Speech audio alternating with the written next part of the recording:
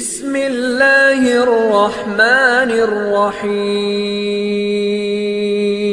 حضرت ولی اللہ امام علی علیہ السلام، ابو الایمان حضرت ابو طالب علیہ السلام اور حضرت بی بی فاطمہ بنت اسد سلام اللہ علیہا کے بیٹے ہیں۔ پیغمبر اسلام حضرت محمد مصطفیٰ صلی اللہ علیہ وآلہ وسلم کے بھائی، داماد اور پہلے جانشین ہیں۔ خاتون جنت حضرت سیدہ فاطمہ الزہرا سلام اللہ علیہا کے شوہر ہیں۔ حضرت امام حسن، حضرت امام حسین، حضرت بی بی زینب اور حضرت بی بی ام کلثوم کے والد بزرگوار ہیں۔ امام علی علیہ السلام کی نوری تخلیق حضرت رسول کریم کے نور کی تخلیق کے ساتھ ہی ہو گئی، اور جس طرح حضرت نبی کریم حضرت آدم سے پہلے بھی نبی تھے، اسی طرح امام علی علیہ السلام آدم سے پہلے بھی امام برحق تھے۔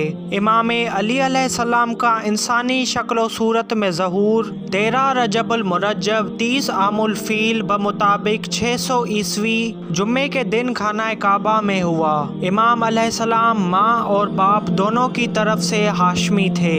حضرت بی بی فاطمہ بنت اسد کو جب درد زہ کی تکلیف محسوس ہوئی تو آپ رسول کریم کے مشورے سے خانہ کعبہ کی طرف تشریف لے گئیں، اور کعبۃ اللہ کا طواف کرنے کے بعد دیوار سے ٹیک لگا کر کھڑی ہو گئیں اور بارگاہ خدا کی طرف متوجہ ہو کر عرض کرنے لگیں: خدایا، میں مومنہ ہوں، تجھے ابراہیم خانہ کعبہ کے بانی اور اس مولود کا واسطہ جو میرے پیٹ میں ہے، میری مشکل دور کر دے۔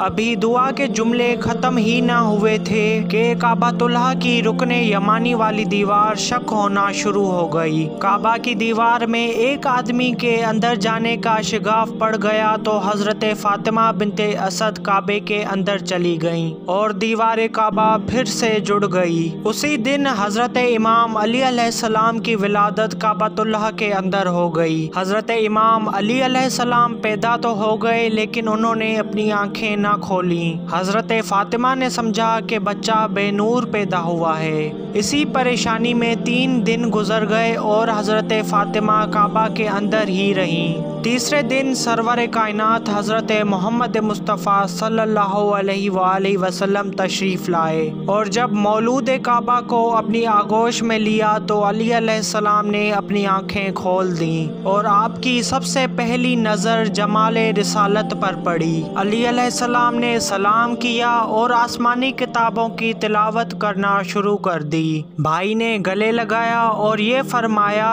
اے علی، جب تم ہمارے ہو تو میں بھی تمہارا ہوں، یہ کہہ کر اپنی زبان مبارک نومولود کے منہ میں دے دی۔ زبان رسالت سے دہن امامت میں 12 چشمے جاری ہو گئے اور علی علیہ السلام اچھی طرح سیراب ہو گئے۔ حضرت امام علی علیہ السلام پاک و پاکیزہ، طیب و طاہر اور مختون پیدا ہوئے۔ آپ کی ولادت کے بعد حضرت ابو طالب نے اپنے جد اعلیٰ قصی کے نام پر زید نام رکھا، جبکہ حضرت فاطمہ بنت اسد نے اپنے باپ کے نام پر اسد رکھا، لیکن سرور کائنات نے خدا کے نام پر علی نام رکھا۔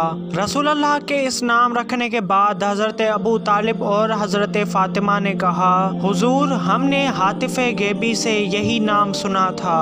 آپ علیہ السلام کی کنیت ابو الحسن اور ابو تراب ہے، جبکہ القاب بہت زیادہ ہیں، جن میں امیر المومنین، مرتضیٰ، اسد اللہ، ید اللہ، حیدر کرار، نفس رسول اور ساقی کوثر بہت زیادہ مشہور ہیں۔ آپ کی پرورش رسول کریم نے خود فرمائی۔ جب آپ رسول کریم کے پاس عارضی طور پر پرورش پا رہے تھے تو مکہ میں شدید قحط پڑ گیا۔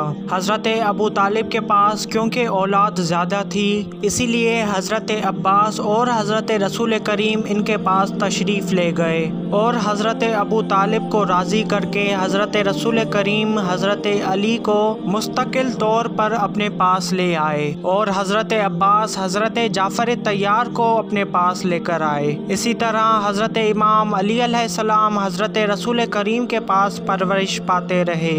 جب آپ کو پیاس یا بھوک کا احساس ہوتا تو رسول کریم اپنی مبارک زبان ان کے منہ میں دے دیتے تھے اور لعاب دہن رسالت جسم امامت میں منتقل ہوتا رہا۔ حضور کریم نے حضرت امام علی علیہ السلام کو جملہ نعمات الہی سے بہرہور کر دیا اور ہر قسم کی تعلیمات سے بھرپور بنا دیا۔ رسول کریم حضرت امام علی علیہ السلام سے حد درجہ محبت فرماتے تھے اور آپ کے بوسے لیا کرتے تھے اور آپ فرمایا کرتے تھے کہ علی مجھ سے ہے اور میں علی سے ہوں۔ امیر المومنین مولائے کائنات حضرت امام علی المرتضیٰ علیہ السلام کی زندگی پر مبنی میری اس ڈاکومنٹری کا پہلا پارٹ تھا۔ اگر آپ کو ویڈیو پسند آئی تو ویڈیو کو لائک کریں اور میرے چینل کو سبسکرائب کریں۔ اسی طرح اہل بیت راہ نجات سے شہباز حیدر کو دیجیے اجازت۔ اللہ حافظ۔ اللهم صل على محمد